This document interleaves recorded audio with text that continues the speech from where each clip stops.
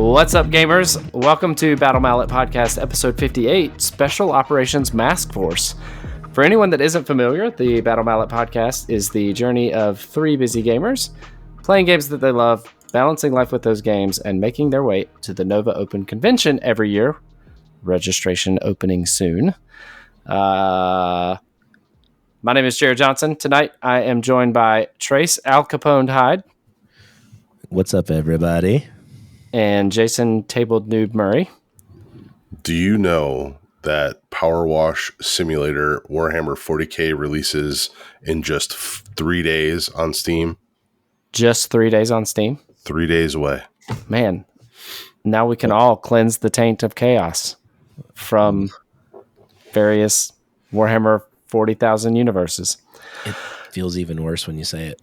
It does feel bad to say it out loud. Anyway, so moving on from that, we are here recording on the 23rd of February. I hate it's too many R's. And this comes from a kid that grew up saying rural. Anyway, here we are. So we're a week out from Nova, but it's been almost 2 months since we've recorded. So there's a lot to catch up on. I'm going to kick things over to Trace. What you been up to? I've been painting tiny mans. Wait, sorry. Huh. We're so good at podcasting. Yeah. Yeah. So in this episode, we're going to spend some time catching up on what we've been up to. We're going to talk a little bit about our plans for Nova. And then we're going to go into a deep dive on some decks that Jason and I have constructed using the Malevolent Masks. How does Jason say it? He's not even paying attention. Malevolent Masks. That's usually how it comes those out. things. Maleficent Masks. The magnificent masks. Yeah. So that's what we're going to get into eventually. Now, Trace, apologies for interrupting. You've been painting some tiny mans. Continue.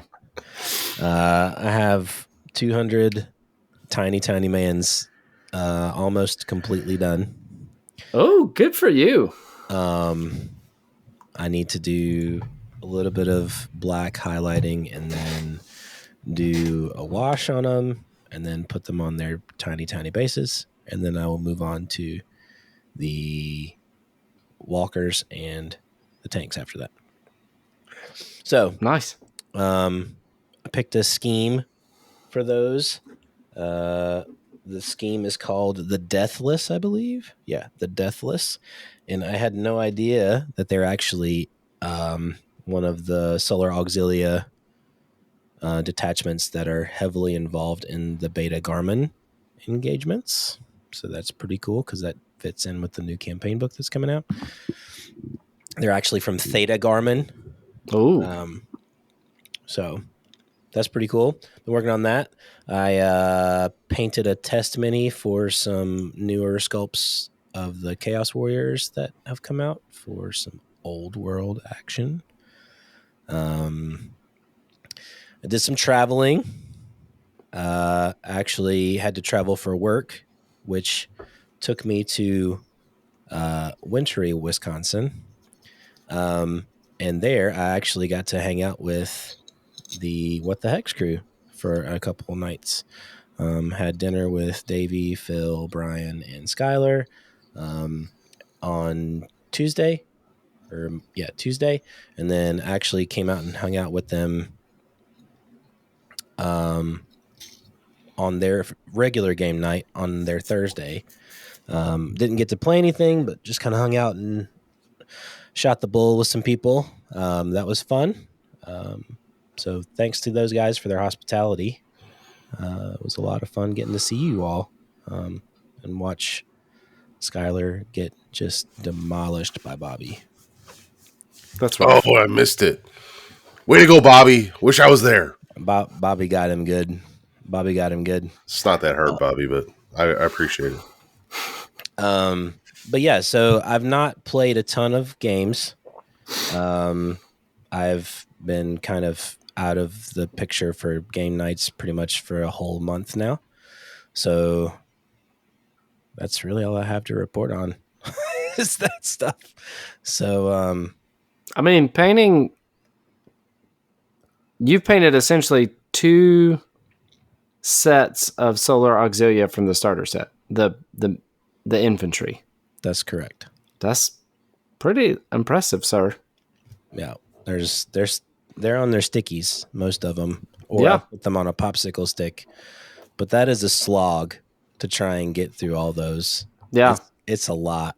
And for the Solar Auxilia, I think it's harder than the Marines, because the Marines you can paint pretty much all one color, Yeah. like a little bit of a spot color, pick out the bolter, and you're kind of done, right?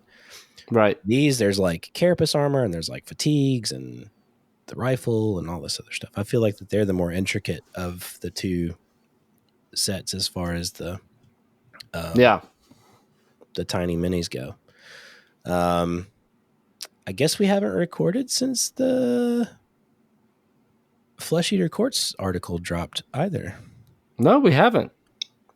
Yeah, so my Morbeg Nights were actually featured on the Warhammer community page as well. So that's been a fun thing that's happened since the last time we recorded too. Super cool. It was very cool. I was very excited. It was cool to be on the page and see some of the other different ways that people had painted those models. And I felt very lucky to be on there. Jason, what about you, bud? I know you've been playing a lot of games.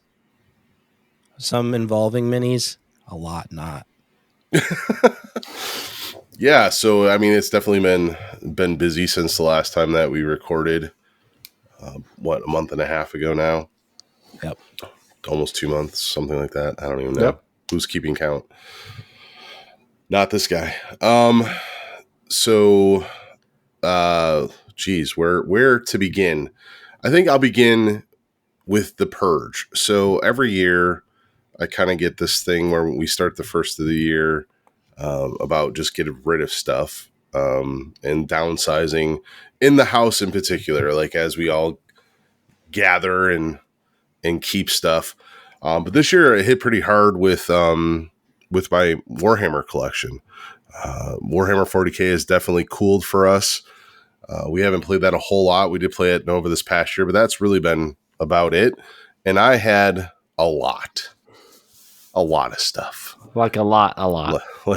Like a lot. And this is after purging last year, which cleaned out a lot of the backstock collection last year as well. But this year I had Space Marines, I had Necrons, I had a whole bunch of Train, and really have not used any of it in not just 1 year, not just 2 years, but in lots of years. So posted all that stuff up. Most of it is gone. So, definitely got rid of all the Train, and most of the Space Marines. Necrons have been slowly moving, which was a huge injection into hobby funds, and also is going to be funding a Disney trip. So that will just give our listeners the scope of which was sold. So a lot of, and all of it was in box. Like most of it, I should say, was in box. There was a few things that were built, but most of it was new on sprue in box. So all that stuff went. And then that kind of sparked this, like when I have so much room now, like the closet's cleaned out, the racks upstairs in the attic are basically 3/4 empty. Started the search for a new game. Loved Legions Imperialis, so at least want to try Legions Imperialis. And I say try because there's the whole stock issue, which is a whole nother topic that we could probably do a 25-minute podcast on again. About how I just can't get enough stuff for that game. So haven't yet played that, but that is one game. Then we have MCP, which there was a little downsizing in MCP, and then I kind of stopped. I need to continue that. But I wrote a list out for all my MCP stuff so I could just play basically Avengers with a little bit of Defenders. But then I tried, let's see, so that money... Get to the point, right, Jason? That freed up money allowed me to try searching for board games, card games, miniature games, all in between. So I've played Marvel's Unlimited, played that with a local Rob. That was really, really fun. Looked at buying that whole set, and as I am a completionist, that would be a huge investment to get that Cool Mini or Not game. So we probably won't go that route. Been playing a lot of Dice Throne. I love that game, so I now own everything that there is to own for Dice Throne until the new Kickstarter comes out at the end of the year. So that was a investment. I haven't played Shatterpoint yet, but that one is on the horizon, maybe. But then it's been a big investment into Lorcana. As a lot of you have heard, I have been playing with Emma, and that has taken up most of my free time with her. And then the new set just came out this weekend, so made a hefty investment into that new set. Looked at Flesh and Blood. I've looked at Marvel's Unlimited. You get the theme going here with the collectible card games. And then Pokemon, because my children have jumped into Pokemon, so I've started to explore that realm as well. And then I think on more of a miniatures front, we kicked off the Underworlds League here locally, and that has been a lot of fun and has led to the discussion, which we'll have later, where I am playing Sepulchral Guard and Masks. I got back miniatures from Justin, so my Thricefold Discord and, oh my goodness, the Ideneth Deepkin, the Cineres Razors, Sirenese Razors, Syndicates Razors, one of them. Jared's on mute. So somebody's razors. And those both came out fantastic. So you guys haven't seen those yet, but the Copperhead look on one of the Thricefold looks fantastic. So that she looks cool. The other two are just painted standard Slanesh, like purplish grays. What else have I played? Oh, the other randomness as I freed up space because of my hobby sell-off. Oh, to finish that story, oh my goodness, so random today. Just random stuff. I did keep some 40K miniatures. So basically my 40K collection is painted Crimson Fists plus 20 unpainted models, which all fill up my carrying case. So that's a lot of fun there.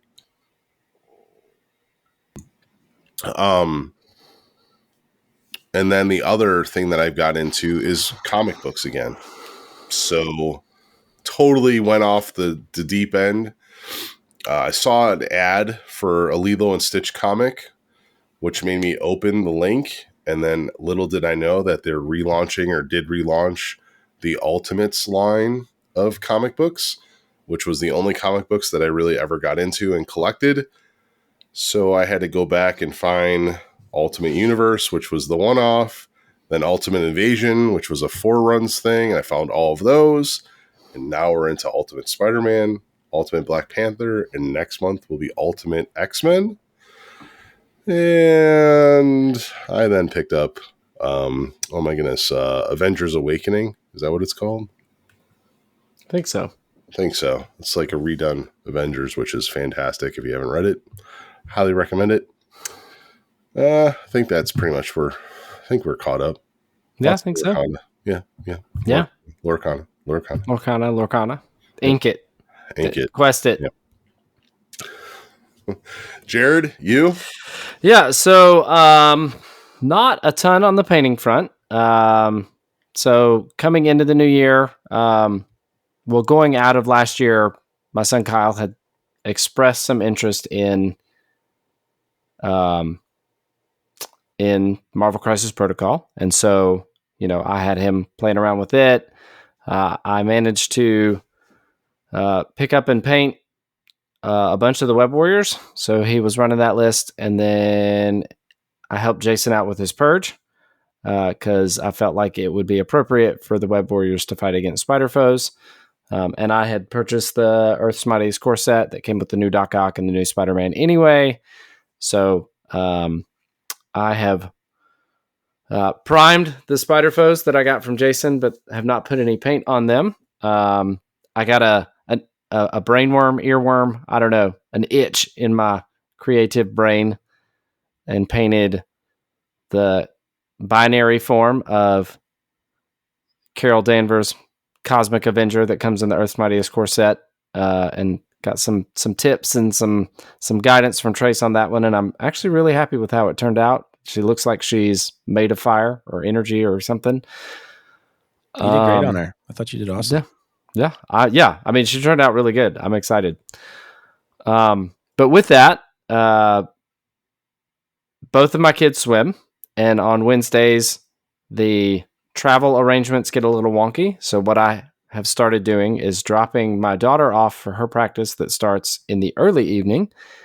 Then my son and I go and we play games in a game store for a couple of hours. And so for about 3 or 4 weeks, that was Marvel Crisis Protocol. We're able to get through about 2 turns in a couple of hours, hour and a half, by the time we have to pack up and get him ready for his evening practice. But that has recently turned into Pokemon, and I'm kind of excited about that because it is something that my 7-year-old is expressing interest in as well. So it's just games that we can play together. And my wife has actually played a couple of games of Pokemon with the kids.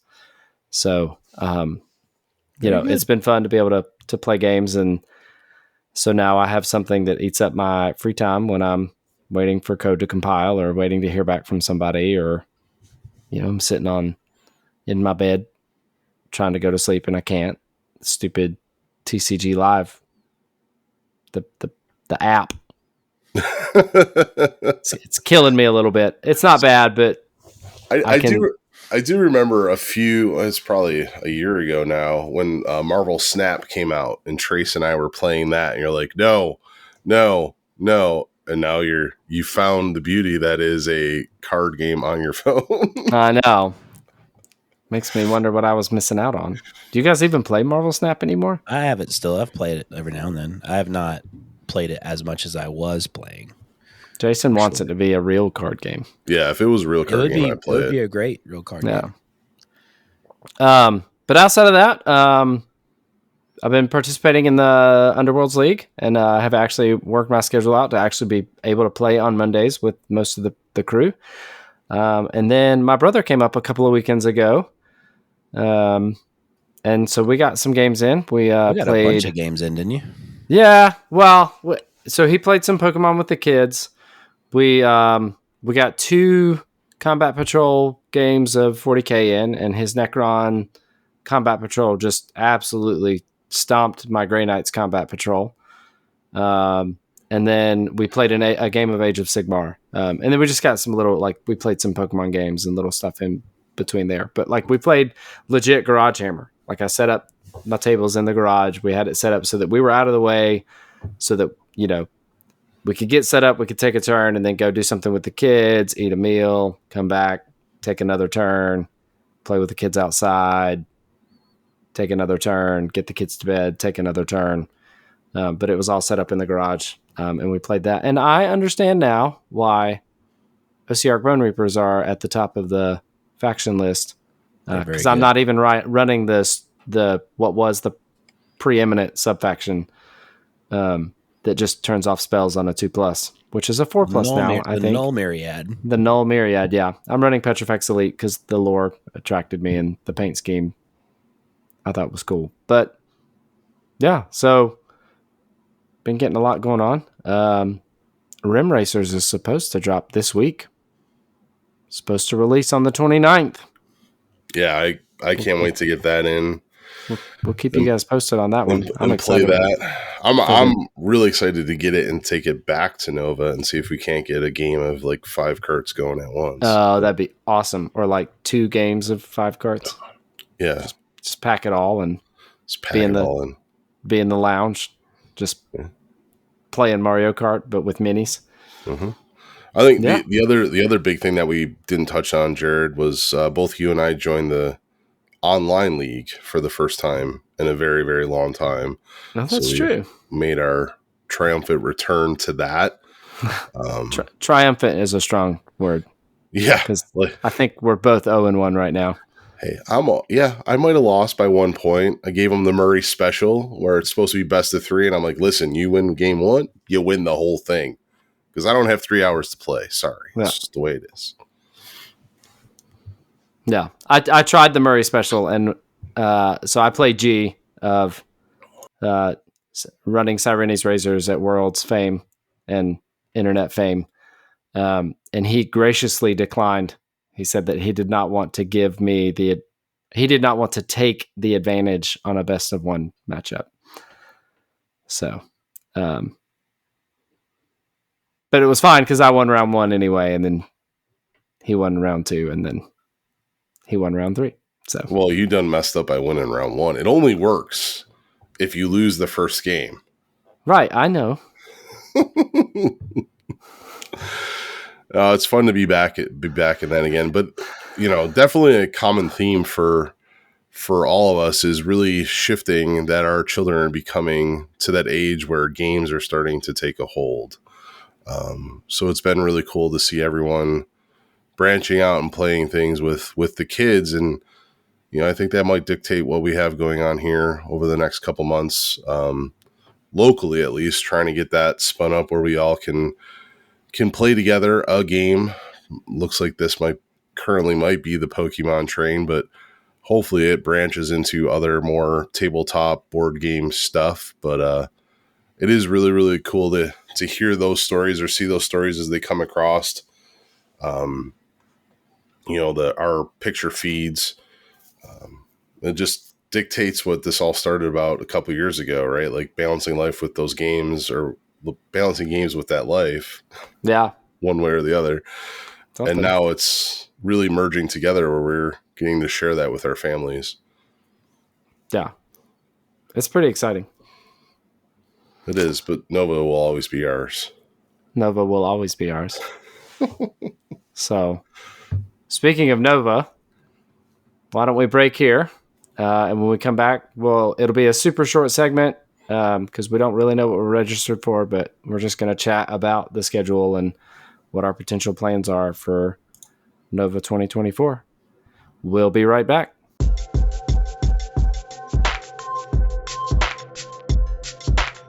And we're back. All right, boys, it is that time of year. It is the time of year where the excitement and the buzz of the Nova Open schedule is upon us. Tabletop events posted that today, the same day that we're recording, I believe. It became official today. So lots of fun things on there. It sounds like we have many options across all the days that were there to play games, and there were some cool new seminars that I noticed when I was looking through of folks from across the pond who are coming over here, which is a good sign because that means that Nova is growing, but we knew that already. So the schedule's out. What are we thinking that we might be looking to participate in a little bit this year? Jerod, why don't we start with you? Yeah, well, I mean, I think the first and foremost is, it's our one big chance every year to play in a big Underworlds game, big Underworlds tournament. So it's on Sunday again. It'll be another, I assume, 5-round slog of just amazingness, starting at 8 a.m. The primer is not live yet, but I'm sure it'll be up soon. And then outside of that, I don't know. I mean, what did we sign? We signed up for Kingdom Death last year and then just didn't do it. And then we just played free games. I don't think we signed up for anything last year. Well, we didn't know. We definitely had tickets to a bunch of stuff, but we didn't participate in any of it. There were MCP things that we had planned to do that we just did not participate in. We did the MC Open play. Yeah. But we had a team ticket last year. Oh, and we dropped late. Yeah, we dropped before the event, but late. Yeah.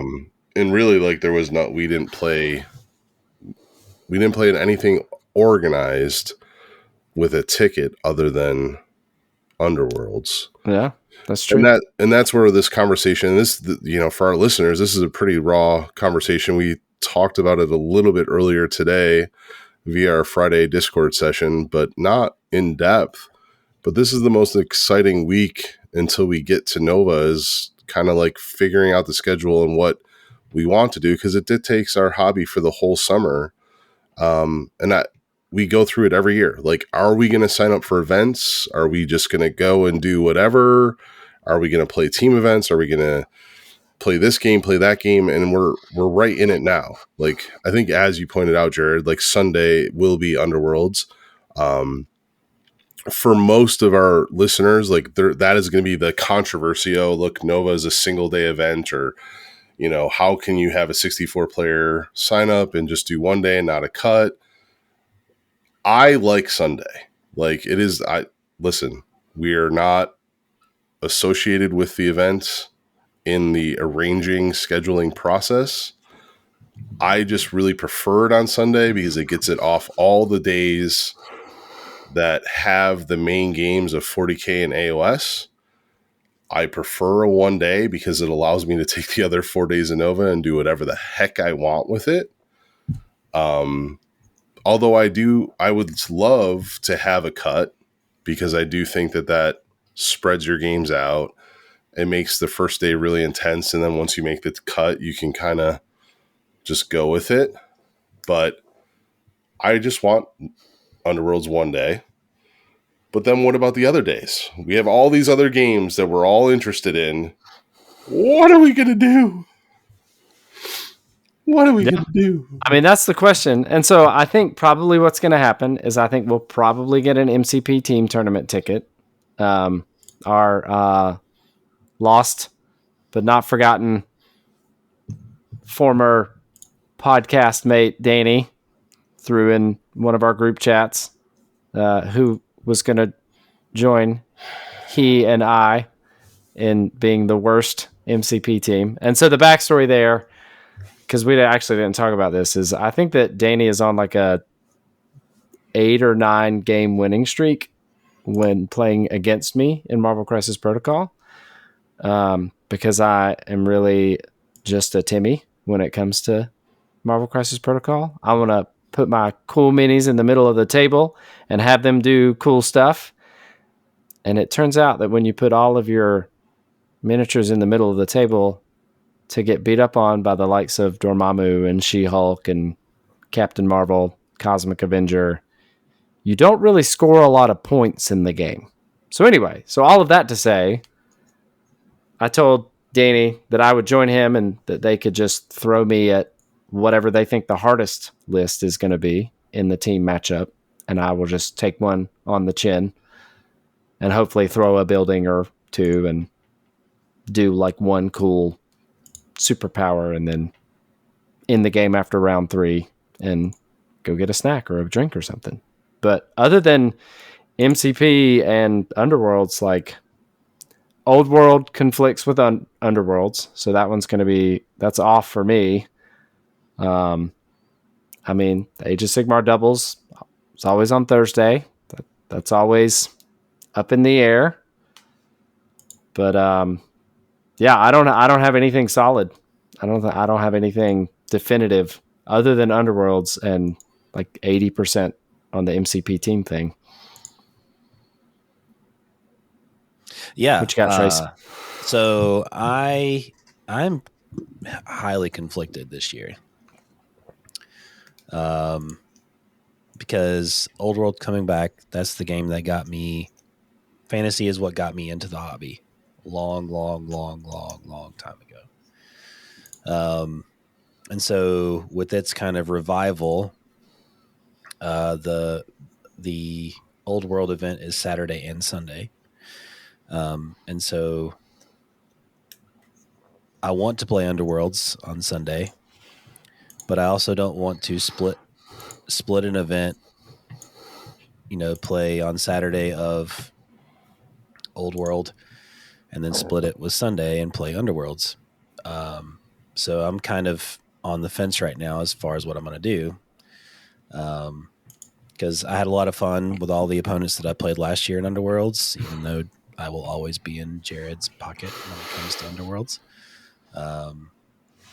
Just constant. And then there's also things that are happening earlier in the week. So to kind of backpedal just a touch, if I play Old World, I will probably not be the third in the team tournament for MCP. So that would probably be Jason and Jerod and Danny. But there's also Friday events for Legions Imperialis, which we all have models for. It doesn't look like there's terribly high amounts of tickets for that event. So that will probably be a deciding factor is how quickly those sell out. But there's interest there, at least from my perspective, because like I said in the intro, I'm painting lots and lots of tiny men. And I want to play with those tiny men. And like Jerod said, there's been several years that we've played doubles in AOS. It is definitely not off the table. So yeah, there's just a lot of options this year to do. Jason, I know you're for sure playing Underworlds, but like you said, I think are you interested in doing Legions Imperialis at Nova too, or are you interested in doing other things? Yeah, so I mean, for me, it's just Legions. So if I did Legions Imperialis, that's Friday, then Marvel Crisis Protocol Saturday, and then Underworlds on Sunday, which I am not opposed to. The thing that I'm struggling with is what exactly do I want to achieve out of my con? And that is, last year we just played whatever and had fun as a group and hanging out with other groups, right? Because the other things that I have in my mind is, okay, if we're going, like I kind of want to organize an Underworlds event. We talked about it last year, but like, is that Thursday during the day doing a Rivals event? Is that Thursday night? If I do it Thursday night, that's one less night that we have in the gaming lounge, which is like the draw for me, right? So, okay, there's that. Rem Racers, we just chatted about it in the intro. Like, I'd love to bring Rem Racers and set that up. I'd love to play a game like we did with Dune last year. We did that. A Marvel Crisis event, like where we played Dormammu. That is one of my greatest memories of Nova, is just hanging out and doing that. So if we sign up for events, these things like go away. It's so stressful, but so much fun because it's, for me, I just want to play as many games. The other thing I'd love to do is I'd love to bring Dice Throne. Like I have 16 different characters in Dice Throne and just say, hey, meet up at the lounge. Let's have a little fun tournament. I don't care if you know how to play. We kind of do like a draft or like a random selection of characters and we have 16 people playing Dice Throne. Like that would be super, super fun. So I don't know. All I know is I want to go. I want to be there. I want to have fun. I want to play all the freaking games. I don't know what I want the schedule to be. Right now, if you had to put a gun to my head and say, hey, you have to sign up, it probably is Friday, Saturday, Sunday. And then maybe I just drop. I don't know, guys. It's awesome. This is great times. Woo! Let's go sign up for Nova. Yeah, I'm not sure how much of that is Jason's true energy or his meds that he's on. Go get it. It's a little of both. But I think what's going to happen on Mountain Dew is Jason's going to sign up for a bunch of events and then drop them all. Probably. That's what's going to happen. That's probably what's going to happen. Yeah, and by the way, you would have to choose between Daytime Legions Imperialis and MCP. Because the MCP Friday, team Saturday. thing is on Friday. There's two. There's one on there's Saturday two? and one on Sunday. You shut your mouth. The one that Danny is talking about is the team tournament is on a Saturday. Yep, there it is. Saturday specifically. Nice. Cool. Yeah. So we don't know. Underworlds, yes. For Maybe. Jason and Jason. Jason and Jason. Jason and Jerod. Jason and Jerod. The law offices. Wait, let me Google. Is there a Loricana? There's not. No. There's not. I looked. No. There's Magic the Gathering. There's no Pokemon either. I looked at that too. Because I was going to be like, can I... Get Daniela to bring the kids up. I need you to play Loricana. Loricana is so much better than Pokemon. Listen, you got to get my kids. You get my kids into Lorcana, I'm into Lorcana. But right now the kids are into Here's a Mountain Dew. Play Pokemon. more Loricana. Yeah, you wouldn't even have to get Mountain Dew. You could just give them like Sprite or Gatorade. Prime. Gatorade, yeah. My kids don't drink soda, so anything that you give them would be. My son's vice is that Prime drink. I don't know what that is. This feels like a really bad tangent. No, it's Prime. Prime is really good, but we had to stop. Good. We had to stop with the Prime. That's funny. All the kids are doing it, Jerod. Yeah. Well, I'm not a kid. It's coconut water. Oh, okay. Yeah. My son would be into that. With lots of flavor. Yeah, it's got flavor. My least favorite is the popsicle. See, I like the popsicle. It is super sweet. My least favorite is the white. Too sweet. I don't like the white one. So anyway, so that's Nova. I guess we'll take a break. Yeah, we will take a break, and we'll be back in just a minute to talk about some. I can't wait for Friday. Masks decks. Okay, we'll be back in a minute. Bye.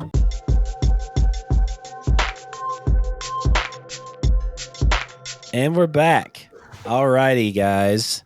So we are going to talk about the first of two decks that features the Menacing Masks expansion Rivals deck in conjunction with some deathly warbands of various flavors. The first one we're going to talk about is Jason's Warden's Waltz deck.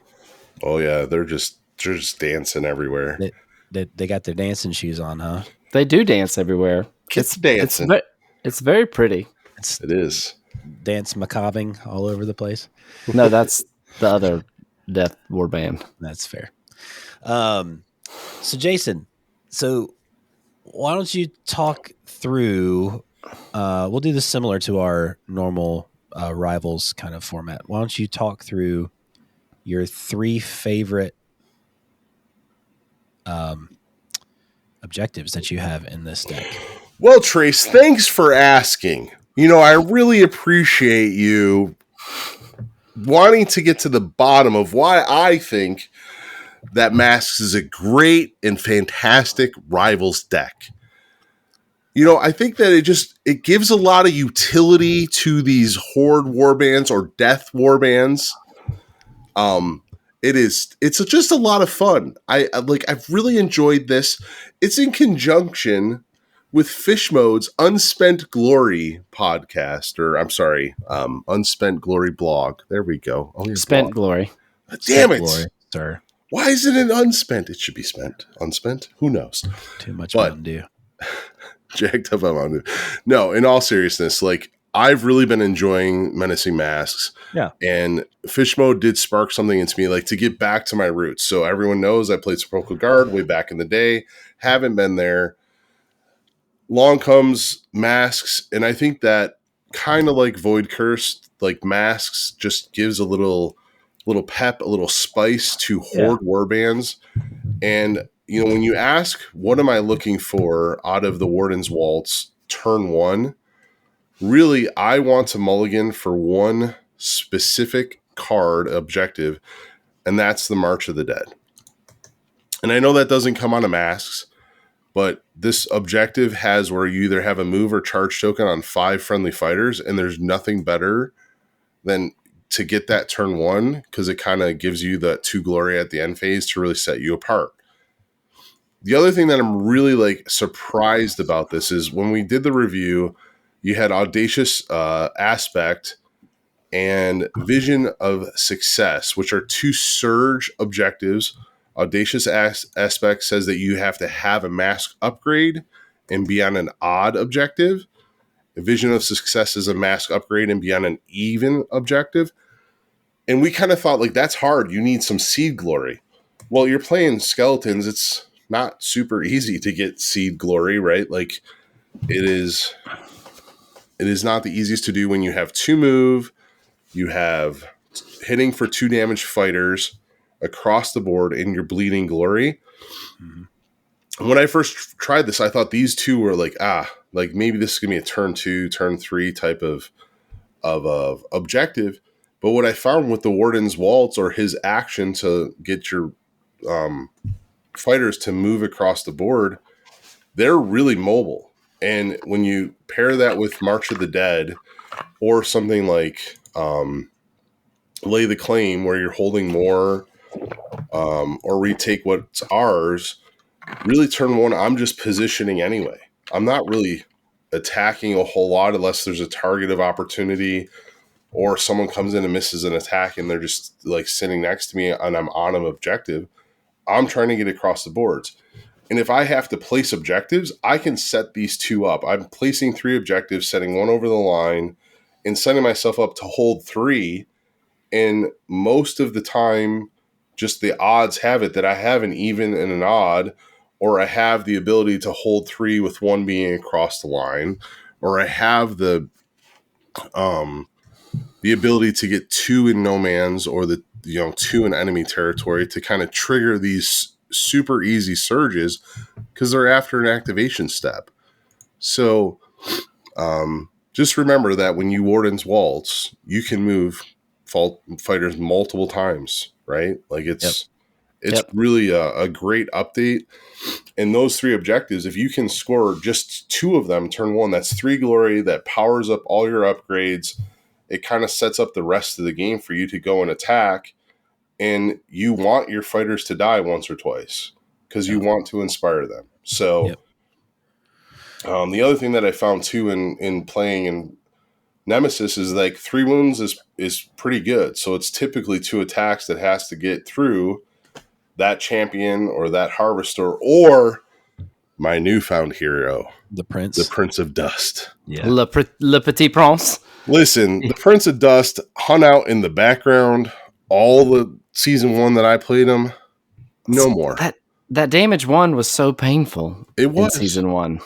And now it's damage 2 with knockback and stagger, and he's on a block. Like that, the block is really what's setting it up for me, is that unlike the champion who is going to die to a stiff wind, like the Prince has a snowball's chance to roll that block. So So it looks like you've got 4 out of your 12 objectives as masks. Yes. So kind of a light sprinkling, as you were talking about, just a dash. Just a dash of masquerade. Mm-hmm. All right, so walk us through some of your reasoning for some of your gambits. I see that you've got 3 of the masks gambits in here. You have Hooded Rush, Maskborn, and Unveiled Ambitions. So tell me a little bit more about, in the whole context of your gambits, as to why those 3. Yeah, so really when it comes to the skeletons gambits, it's attack more or attack again or pushes. And Hooded Rush is like, again, when you have mobility issues, if once I get that mask upgrade out, I can now push 2, which allows me to reposition if I have to get on an objective, or I can reposition to take a second swing. Mm-hmm. Like it really helps you set up those attacks that you're going to need at least 1 or 2 to get through. Maskborn is just doing. I really wish Maskborn gave a raise counter. Like if it gave a raise counter, this would be awesome. Yeah, but the fact that you can bring somebody back and then make an action with them can really help you achieve a lot that we need to achieve here. So you bring them back, there's a bunch of pushes, you can make that attack action. Maybe it's a mask action to get off a Victrix Eye. That really, really helps. And it just feeds into, we're always going to come back. And then it looks like your standard fare on the rest of the other stuff, right? Like it's a lot of push, a lot of move, extra raised stuff. Listen, the bee's knees is the Inexhaustible Warriors.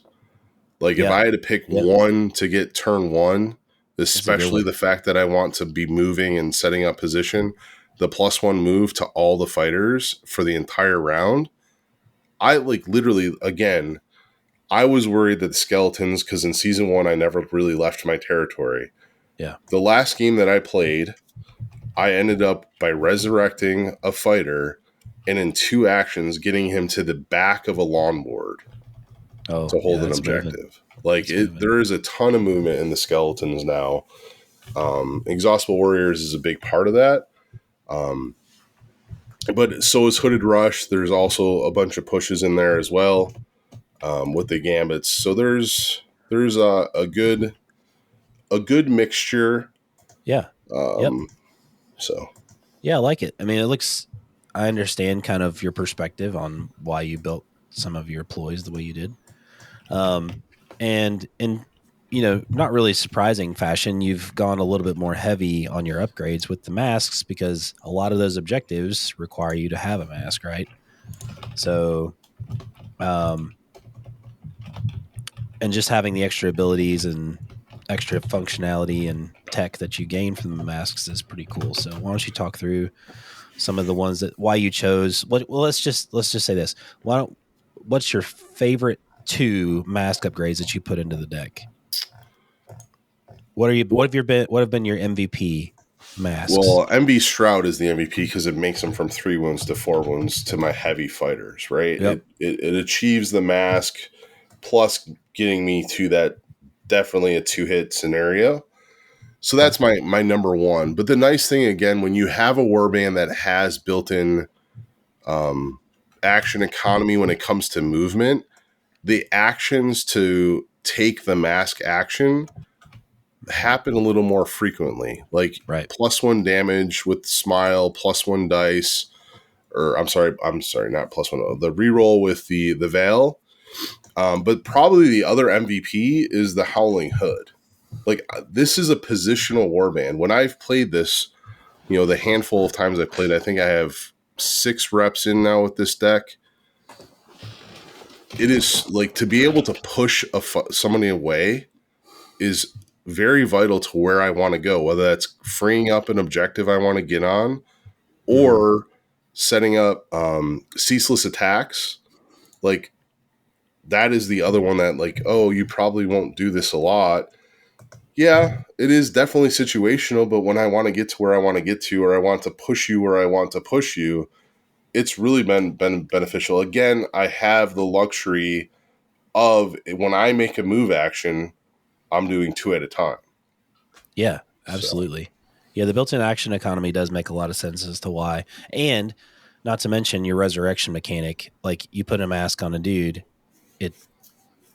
you're not really losing anything because you can always bring him back and have that value for the whole game. Whereas some other warbands don't gain that benefit, which is pretty awesome. Yeah, like you could have somebody take a mask action, like get the rerolls or the extra damage or whatever, and then they die. Yep. Then you bring them back with a gambit, and then they can attack again, and whatever effect they had from the mask is still in effect. It's not a counter that clears when they die. It's not a token that gets removed when they get removed from the table. So, yeah, and that would be, I mean, the best case scenario is like I put the +1 damage onto the champion or the Prince of Dust. I take that action turn 1 because I have something to burn. I then charge in and hit somebody. And then in turn, I get killed. Like, I get charged back and killed. Then I can use like the Startling Reformation or Restless Dead, I think it's called, which are difficult to work around now because, like, you get a charge action, right? That the token that kind of goes on them. But I can then, like, resurrect them and push them where they need to go, right? And if I'm all charged out, I can then attack. Or you use the card to make an attack action with a masked fighter. Like, they're just and again, ceaseless attacks is probably the easiest way to get that to trigger off. But the fact that I now have the mask on there, or if I resurrect them with the warden, I now have another activation to use the +1 damage. So Yeah. Or any of the other utility things that you have in there, which is super cool. So is this kind of like, are you still tweaking this? Are there any adjustments that you want to make? Because I'm sure that folks will want to see this deck on the Nemesis library at some point. It's already there in its current version.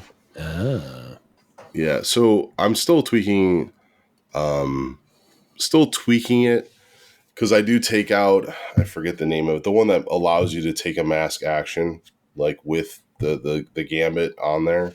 I forget the name of that gambit, but I've taken that out. Taking Over is the name of that one. So I'm sorry, what was that? Taking Over. Taking Over, yeah. I've taken that out. I still think that there's a little bit to play with this. If someone has push tech against you, like, so I've played a lot of Drom. I've won against Drom.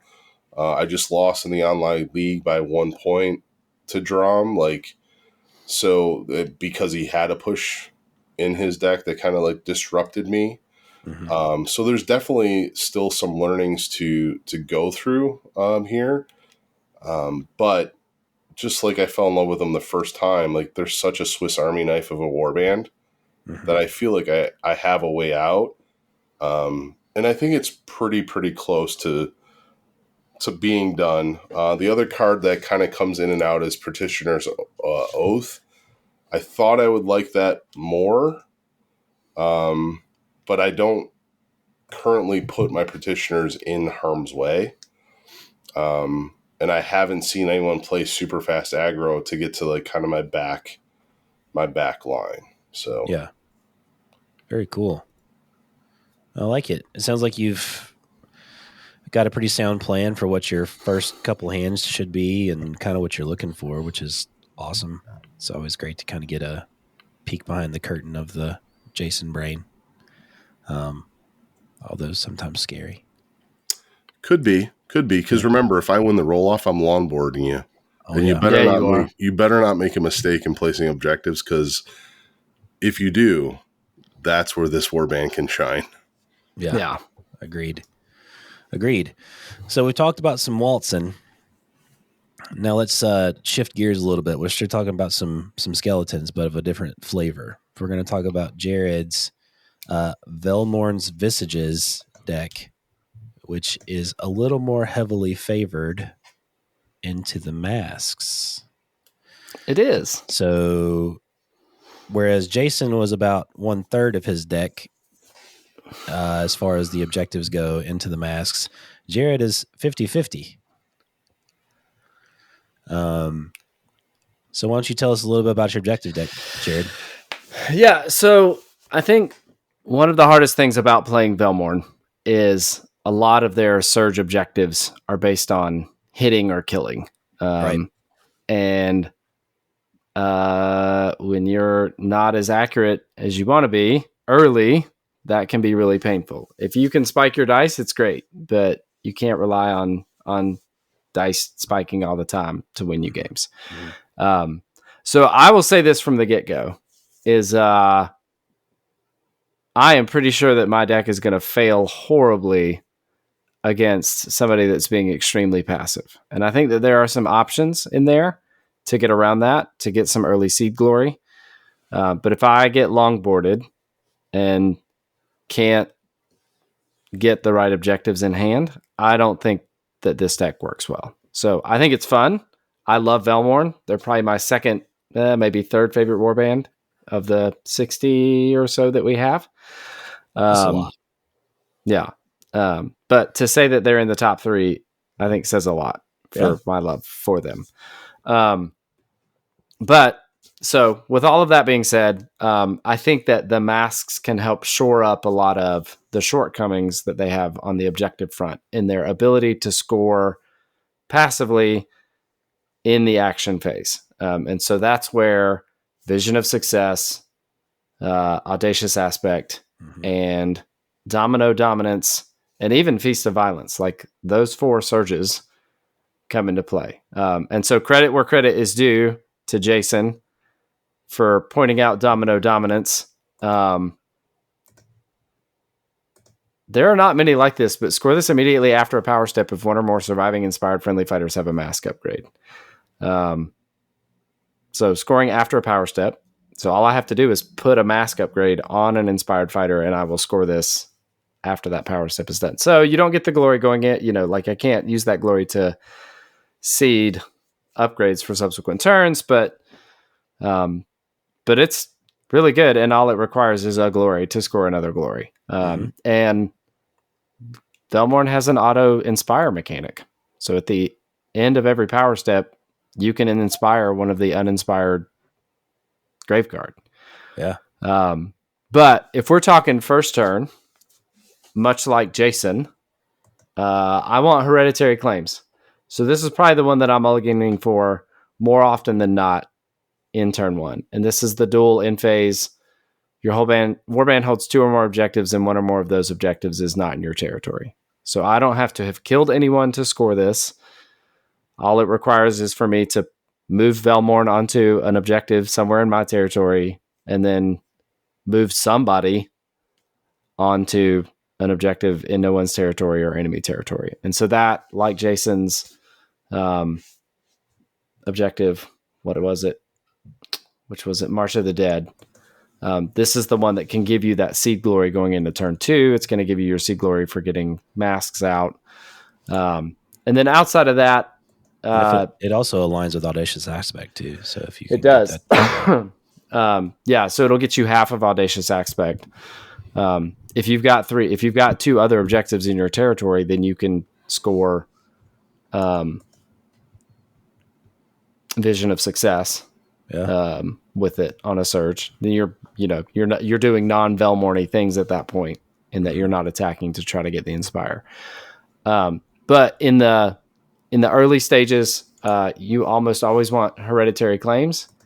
And then on the surge side, if you can either get Feast of Violence or Relentless Unity, you're going to want those early. So Feast of Violence is 3 or more range 1 or range 2 attack actions, each made in a separate activation. And then Relentless Unity is either successful supported friendly attack or failed attack on a supported fighter. And since Velmorn starts with a command counter at the beginning of every phase, all of your Graveguard are supported starting with the first action step. So all it requires, somebody could come in and just miss, right? Right. And on a Graveguard, and then they've got that. You've got glory, and now you can put a mask on and start doing some work. Yeah, that's awesome. I really like the alignment between hereditary claims and Audacious Aspect. So it's some stuff you're looking to get hopefully early. That's awesome. And then, like you said, the more Velmorny things of supporting attacks and stuff like that. Yeah. And then, so we've talked about some of your objectives deck and kind of what your initial goals are. So you're pretty heavy on the gambits into the masks, sir. There's 6 out of your 10 in here that are masks, gambits. Yeah. There's a lot of positional cards in here. So why don't you talk through what's your favorite ones that, like you said, we're seeing early. What are you looking for early on to try and get your deck kicked off? Yeah, so to kick things off early, Redoubled Fervor. So this is a Velmorn. If a Graveguard fails, you can try again. And if you remove a command counter, you get +1 dice. And that one's pretty nice because if you, say, move Velmorn with your first activation, well, now he's got 2 command counters on him. Mm-hmm. So the Graveguard goes in, you remove the command counter, he still has 1, so he still counts as supporting, but you get the extra dice. That's good. So there's even better potential for that attack being successful and, ideally having a crit in it. I like Deadly Maneuver early as well. So if you've got 2 fighters up front, you can use Deadly Maneuver to move a fighter, push a fighter 3 hexes as before an attack happens. So it helps you maneuver your kind of slower fighters around. And then one that, I think it can either be good early to help start your Inspire train. but you don't hate it if it comes out late when you need to start landing those critical attacks, and that's Shuddering Violence. So this is choose a friendly fighter, stagger the chosen fighter, +1 dice to the first range of 1 or 2 attack actions made by the chosen fighter in the next activation. And then if they have an upgrade, then you get to reroll all your dice. So I would do this last. Ideally, you've let your opponent go first. So you do this with your last activation, so the stagger doesn't matter. You're getting an extra dice. It gives you an opportunity to inspire. I use this to inspire Jedrin in one of my games, and it feels pretty nice when Jedrin finally gets to inspire for once. But it's another good way to get Velmorn and one of the Graveguard inspired to start your train rolling. So you said reroll all. I think is it reroll 1 or reroll all? Reroll 1. It's reroll. Yeah, all. sorry, I was thinking of the mask upgrade that lets you reroll all. Yeah. Yeah. Just for our listeners who aren't I appreciate that. Yeah. That to say, hey, I get to reroll all my dice. Don't do that. Yeah, don't do that. Don't be like Jerod. +1 dice with a reroll is basically +2 dice. Yes, pretty good. Yep. Any other notable ones that you really enjoy that aren't necessarily early? Yeah, so taking over is awesome, especially for these guys, because then you can do the Eternal Smile +1 damage. You can do the Frostbitten Veil, which is reroll each dice. Yeah. I wombo comboed a Frostbitten Veil on Thane 4th and last with Heirloom Weapon. So he was scything for 2 with Grievous and re-rolling all dice. It was pretty gnarly. That's pretty gross. You want to guarantee some crits, roll 3 dice with full re-rolls. Yeah, that's pretty good. Yeah. Anyway, so taking over, I think, is probably my favorite. And then one that I included that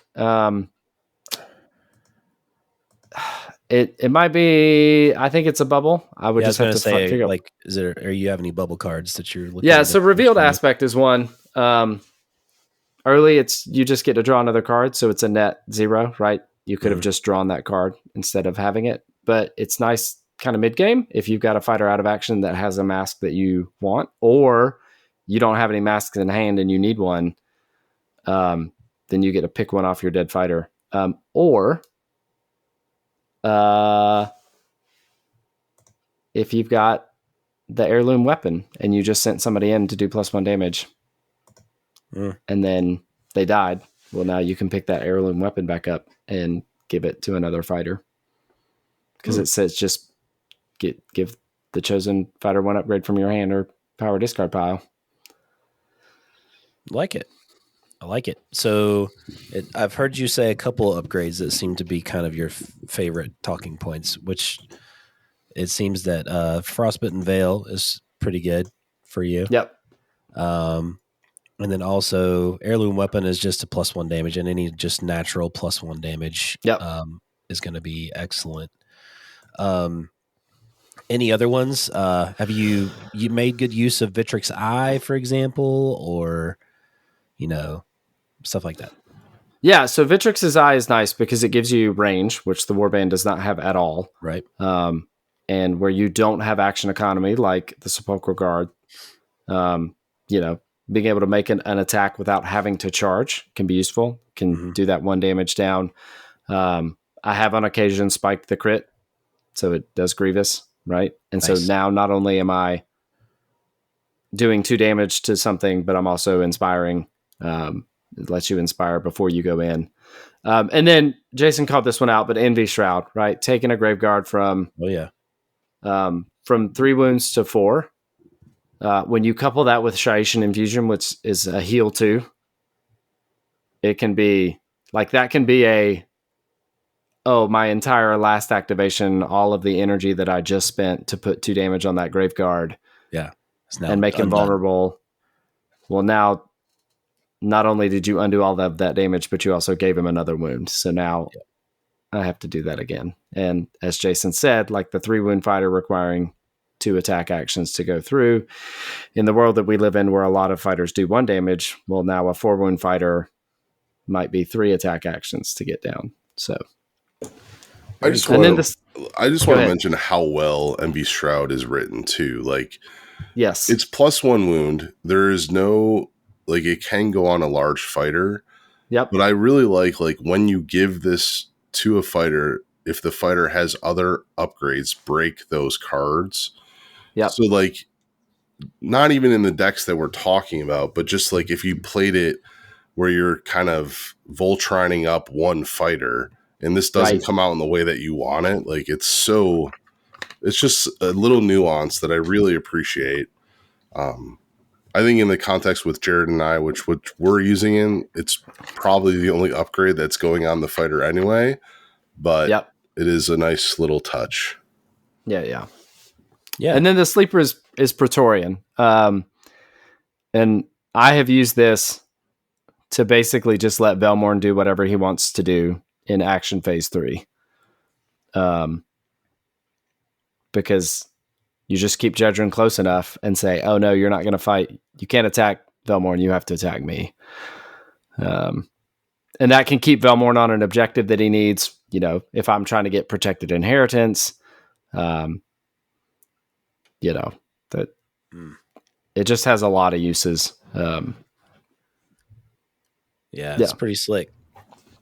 I would say playing against you, playing the Mask Sons of Elmorn, I found it more interesting, but like, what do you prefer? You like the Masks or do you like your your Fearsome Fortress? Fearsome Fortress, yeah. So I think Fearsome Fortress, I think, has better passive end phase. And I think the ceiling is higher between Conquer Domain, Stockpile, and Man the Walls. There any end phase denial in Fearsome Fortress. So if you have Hereditary Claims, 2 glory for being on things, you don't have to kill anybody. Conquer Domain, you have to be in the Fortress Zone. And I have scored 4 glory off of that card before with Sons of Elmorn. If you get the right upgrades on, if the objectives are in the right spot, or you can move them with Mason's Great Hammer. If you have the upgrade on that says that you count as being on a feature token, I count it as a 2 glory in phase. Anything that you get above that is bonus. Stockpile, be on 2 objectives or any number of objectives that add to 6 or more, and then Man the Walls. I mean, that's 8 in phase glory, and that's the coveted in phase is the 2 glory in phase.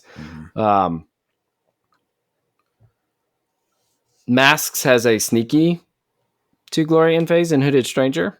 So you need somebody with a mask in enemy territory, and if nobody's next to them, then it's 2 glory. So like the actual ceiling on my Velmorn mask deck is 15, but I think it's a lot higher than that for my Velmorn Fortress deck. I can tell you right now. Yeah, so the glory, if you count Conquer Domain as 1 glory, is 17. The glory ceiling in my Fortress deck is 17. Really, you should call it 18. Probably 18 or 19. So it's 18 and 16 is what the difference is. Yeah. Which can be big, right? I am a lot more comfortable ditching a 2 glory in phase in my Fortress deck than I am. So here's my next question, though. In Masks, do you feel like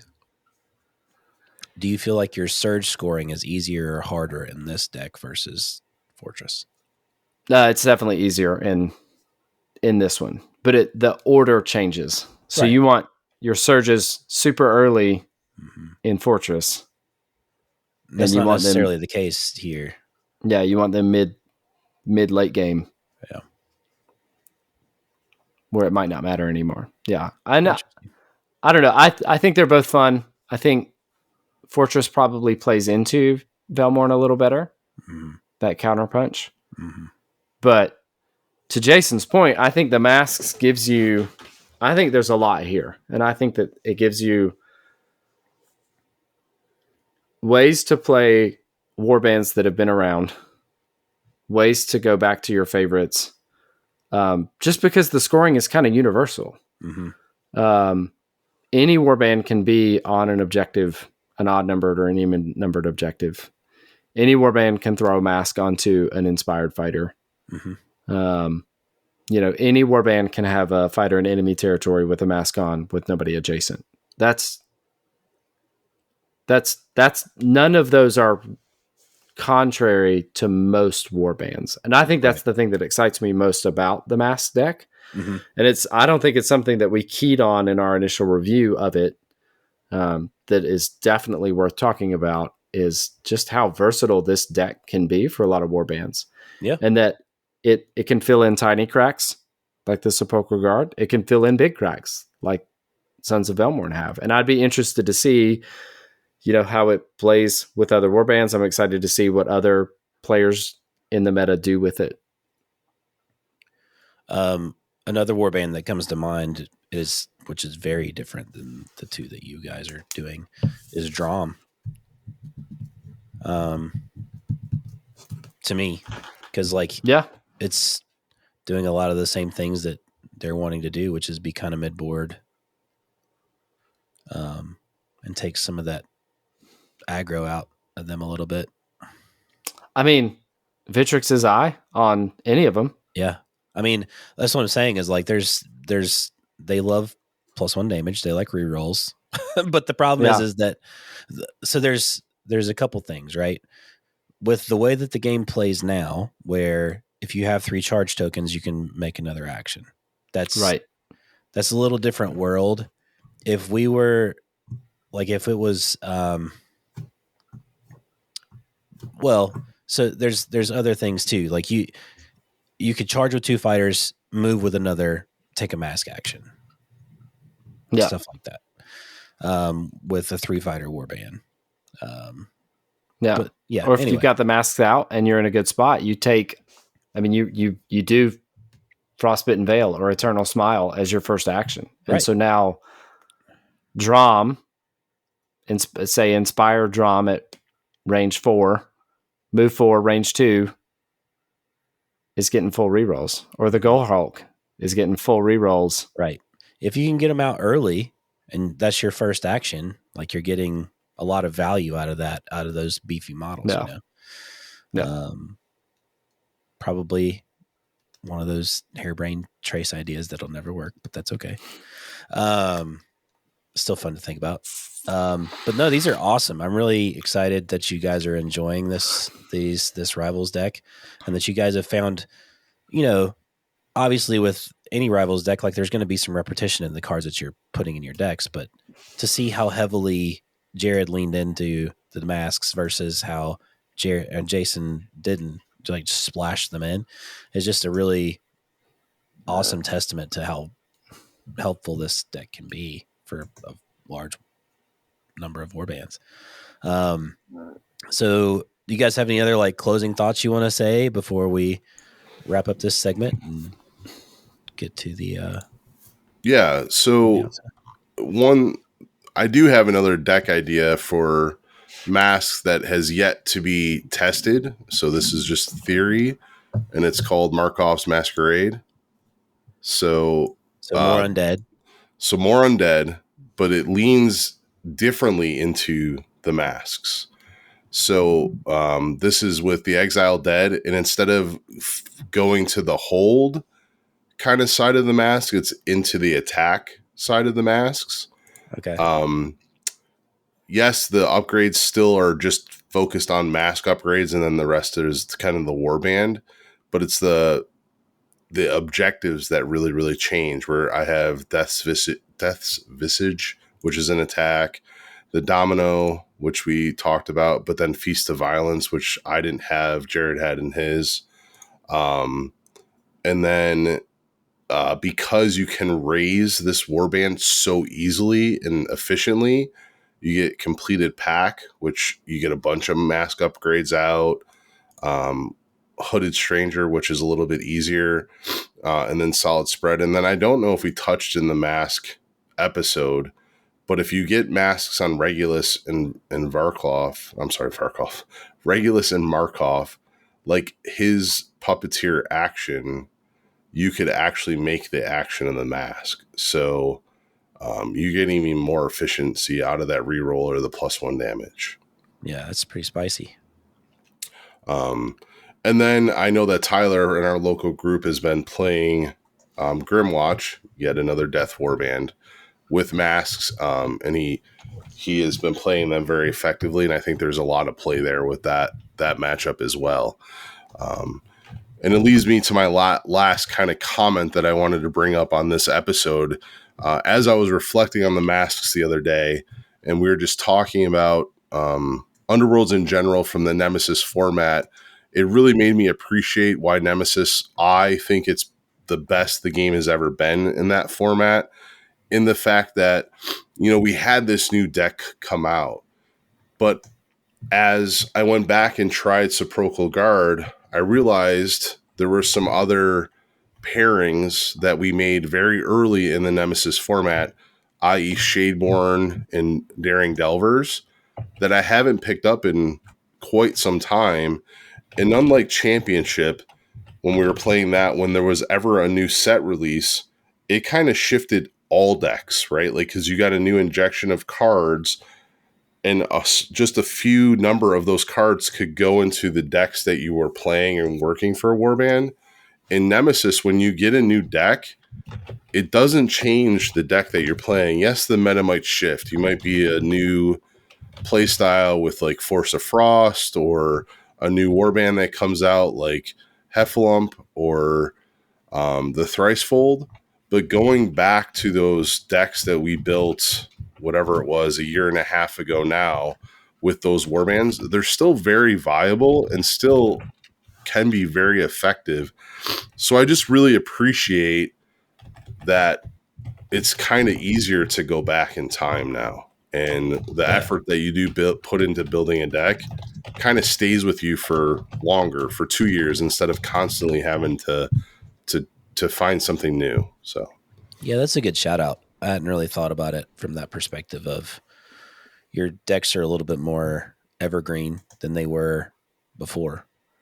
And then also I just want to point out too, that you've talked about 2 older warbands, like with Sepulchral Guard. Yes, they've had a refresh, right? But they're still one of the OG warbands. And then you've also have Grimwatch that's Tyler's playing, that up until this point hadn't really had a lot of play with a lot of other decks. Like, I've played a couple games with the Paths to Prophecy with them, because it kind of leans into that really fast objective hold that they have. But, the thought of playing masks with Grimwatch is a really cool idea. So just, that's something that I really appreciate about the way that we're doing the decks now, is that it just breathes an injection into some of the older stuff that we may not have seen with each one that comes out. So, yeah. Cool stuff, guys. Nice work. Thanks. Yeah. I'm excited to lose to both of these decks at some point. And with that, I think we will wrap up this segment and get back with the outro and talk about Nova soon.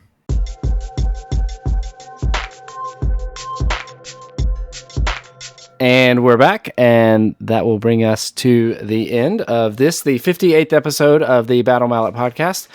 As always, we want to say thanks for listening. If you can smash that subscribe button, hit the bell, hit the star, hit the heart, whatever it is that you're doing, that'll just let our content get out to more listeners, who then can smash that subscribe button, bell, and it will just be a chain effect, and it will be like in the Wayne's World movie, where they'll tell their friends and they'll tell their friends, and the next thing you know, it'll be the Battle Mallet world and not anybody else's. Just kidding. We don't care that much. We are on all of the social medias. We are Battle Mallet 1 on X, formerly known as Twitter. We are Battle Mallet PCast on Instagram. We are Battle Mallet Podcast on Facebook. That was the only one that we could secure. I don't know how that happened. but it did. We have a Discord that you can come and hang out. Trace mentioned the photo galleries, the pictures that we share throughout that. We post a lot on socials, but there are a lot more pictures and engagement happening in our Discord. Always happy to chat and meet listeners and fans and foes there.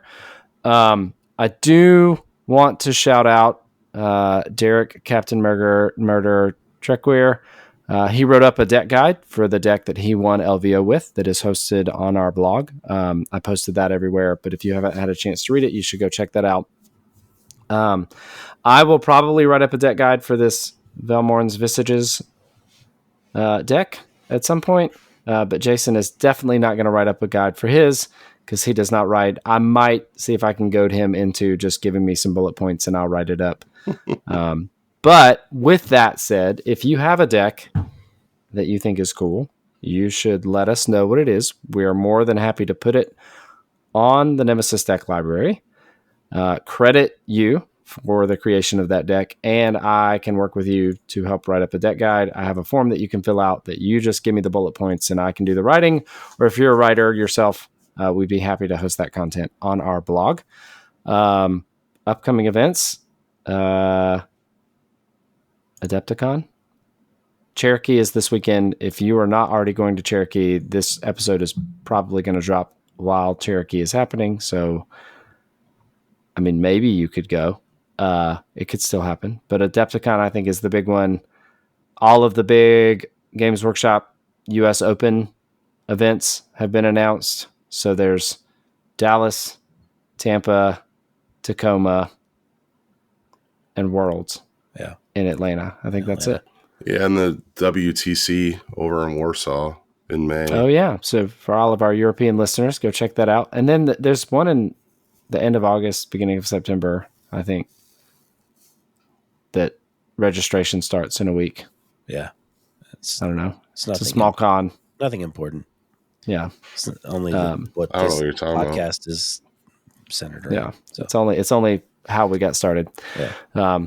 So if you're going to Nova, get your ticket, you register for your ticket on Friday. I think the hotel block opens up mid-March, unless you get a dwarf for a supernova. I think that's it. Any other closing thoughts? Talking about Nova just make me like ring, ring, ring, ring, ring, ring, ring, ring. Hello. It all began in the back of the Charger. Yeah, it did. Oh my gosh. That was quite the trip. All right, so for the Battle Mallet podcast, I don't know what we are tonight. We are Titan Tech Support. Titan Tech Support. This is Jerod signing out. This is Trace signing out. And I'm Jason Table New Murray. Get the hell out of here, brother. Peace. Go Bells.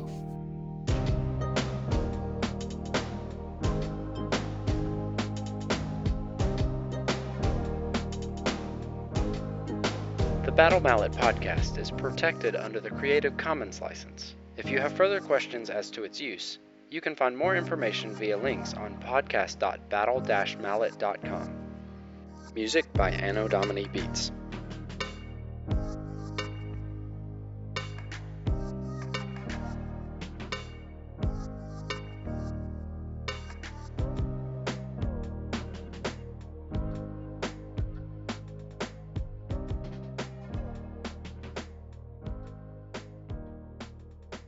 Well, now we got to restart the whole thing. What the were you thinking, Trace? Jesus. Mary and Joseph. This is off.